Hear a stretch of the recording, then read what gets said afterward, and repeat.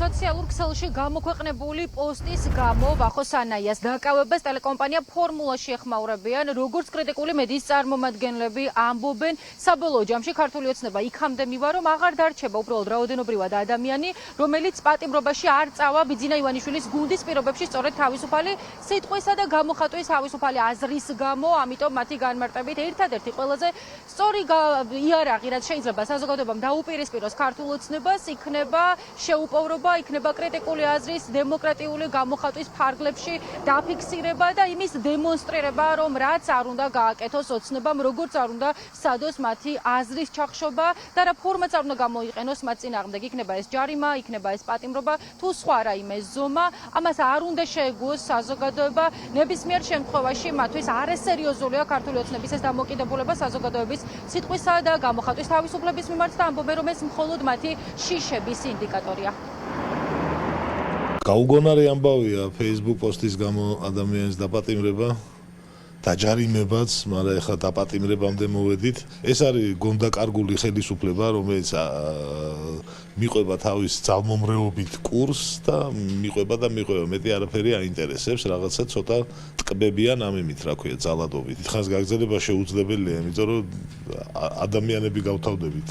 არ არსებობს არავითარი სიკეთე, რაც ამით მიიღწევა, გარდა იმ რაღაცა წარმოსახვითი გიჟური კომფორტისა, რომელიც ამათ თავშია, რომ ამათ ყველაფერი აკეთონ და თვითონ ვინც უნდა ცემონ, ვინც უნდა დაგინონ, რაც უნდა ისაკეთონ და მათზე ცუდი სიტყვის თქმა არ შეიძლებაოდეს. გამოხატვის თავისუფლება არის ადამიანის თანდაყოლილი უფლებაც და ჩვევაც და არავინ დაბადებიდან არ იკავებს თავს თავისი აზრის გამოხატვაში. არ არის ეს ბუნებრივი რამ და შესაბამისად ეს რაც ბუნებრივია, ყოველთვის დარჩება და იმუშავებს ადამიანებს ყოველთვის გაუჩნდებათ, როცა გაბრაზდებიან ვიღაც დეპუტატზე თუ მთავრობაზე, მათი შეგინების სურვილი.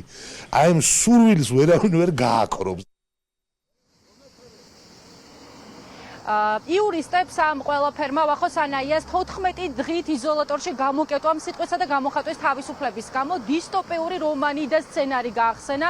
ისინი ამბობენ, რომ ქართული ოცნების გადაწყვეტილებას სერიოზულობასთან არანაირი კავშირი არ აქვს, თუმცა ივანიშვილის გუნდი ამით იმას დემონსტრირებს, რომ მისთვის განსაკუთრებულად სენსიტიური და გამაღიზიანებელია კრიტიკული აზრი, განსაკუთრებით კრიტიკული მედიის წარმომადგენლების მხრიდან, თუმცა ამბობენ იმასაც, რომ რაოდენ ღიმილის მომგვრელიც უნდა იყოს ვახოსანაიას 14 დღის ვადით იზოლატორში გამოკეტვა, ეს გაცილებით უფრო საშიში სცენარია, ვიდრე ვინმეს შეუძლია წარმოიდგინოს, რადგან როდესაც მათი განმარტებით რეჟიმი სახეს კარგავს და ადამიანების დაპატიმრებას იწყებს სიტყვის გამო, ეს არის მისი დასასრულის დასაწყისი.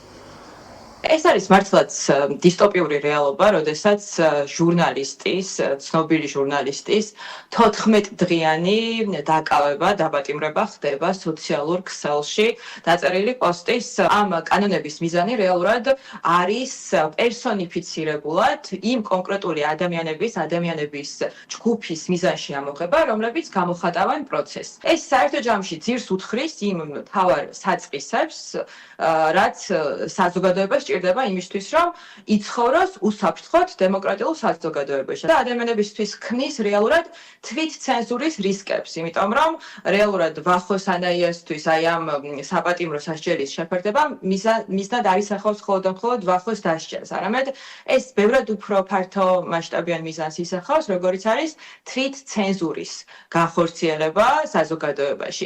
Facebook პოსტის გამო ვახოსანაიას პატიმრობა არის მის უფლებების მნიშვნელოვანი დარღვევა და ზოგადად ქვეყანაში ავტორიტარული რეჟიმის გამტკიცების კენგადადგმული ნაბიჯი.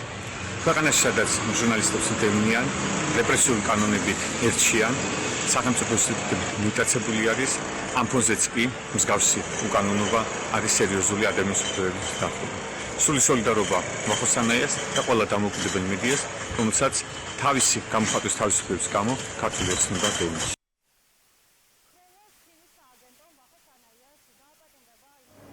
გადაწყვიტა, რომ როგორც თავადაც განმარტავენ და როგორც შინაგან საქმეთა სამინისტროს წარმომადგენლები ამბობენ, ვახო სანაიამ არ გადაიხადა ჯარიმა, რომელიც დაიკისრა მას წინა პოსტის გამო. ამიტომ შინაგან საქმეთა სამინისტროში ამბობენ, რომ ეს იყო ყველაზე რელევანტური გადაწყვეტილება მათი მხრიდან. თავად სანაია ღიმილით შეხვდა ამ გადაწყვეტილებას, მას ხელბურკილები საკუთარ სახლში დაადეს იმ მომენტიდან, როდესაც ჟურნალისტი და ტელეწამყვანი გაუშვეს პატიმრობაში სწორედ ამ პოსტის გამო. კეთდება ძალიან ბევრი განცხადება და აღსანიშნავია, რომ ამ კრიტიკულ პოზიციებს შორის ჭარბობს სიტყვა რუსული, სწორედ კრემლისტური მოდელი გაახსენდათ, განსაკუთრებით კრიტიკული მედიის წარმომადგენლებს, რომლებიც ამბობენ, რომ არსად დემოკრატიულ სახელმწიფოში ჟურნალისტს თავისუფალი სიტყვის გამო არ აპატიმრებენ.